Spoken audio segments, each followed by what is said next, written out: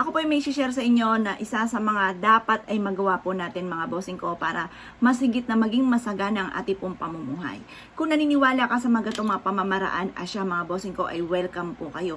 Pero kung kayo may alilangan or total hindi naniniwala, nakoy huwag nyo na lang itong papansinin. Ngayon pa mga bossing, napakasimple lang ng aking ituturo. Alam niyo po ba mga bossing ko na ang inyong kusina ay dapat po ay laging malinis? Yan ang isa sa mga pinaka dapat po ay laging malinis mga bossing. At ang inyong hapagkainan dapat mga bossing ko ay laging may laman. Huwag kayong yung talagang malinis yung hapagkainan. Ako, sumisimbolo po yan ng kahirapan. Kawalan ng pera mga bossing ko at yan po hindi makain ay wala. Kaya kailangan mga bossing, halimbawa, yung inyong bawang at saka yung mga prutas, maglagay ka sa inyong hapagkainan mga bossing ko, hindi lahat sa rep. Maglagay ka dyan. At yan po mga bossing ko ay magdudulot sa inyo ng swerte. At yung apat na sangkap, yung tubig, asin, ganon din po ang ating asukal at bigas, yung apat na sangkap na yan, huwag mawawala sa inyong hapagkainan. Swerte po yan mga bossing. Ang kusina ay lagi dapat malinis. Tapos mga bossing ko, mas mainam na lagi kayong magsasabi na magkakaroon ako ng maraming pera, huwag kang gagamit na sana. Laging kaya, walang hindi kaya. Lahat ay laging meron. Wala, ganon. Walang daing-daing mga bossing. Dapat laging meron, laging marami. Ganon po mga bossing.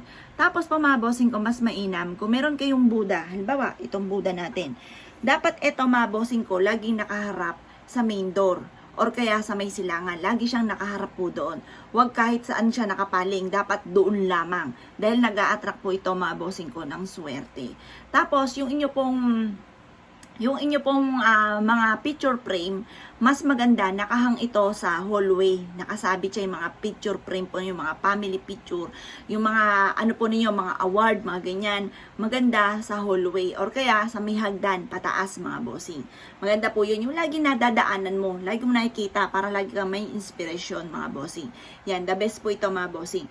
Tapos mga bossing ko, maganda na maglaan ka ng, halimbawa, maglagay ka ng maraming pera sa, halimbawa, sa may silangan. Or kaya maglagay ka ng maraming pera. Yung lagi yung nakikita rin mga bossing, maraming barya. Maglagay ka sa malapit sa gilid ng pintuan. Swerte po ang dulot po niya. Or kaya pag akit ng hagdanan, maglagay ka ng maraming barya. Ganun po mga bossing. Yan po isa sa mga pamamaraan para higit ka na maka-attract ng swerte, lalo na sa pera. Kayo po ba mga bossing ko ay meron tiger's eye? Yan, hindi ko nadala dito. Tiger's eye mga bossing. Ito yung ganito mga bossing ko. Tiger's eye na natural stone or kaya po mga bossing ko yung bracelet. Dapat may mga dala kang ganito. Kasi ang tiger's eye ay sumisimbolo mga bossing ko ng tagumpay, kasaganahan, kayamanan, at napakarami pang iba na maaaring maka-attract ka ng swerte sa pamamagitan ng tiger's eye. Maswerte po ito. Kaya dapat meron kang tiger's eye mga bossing.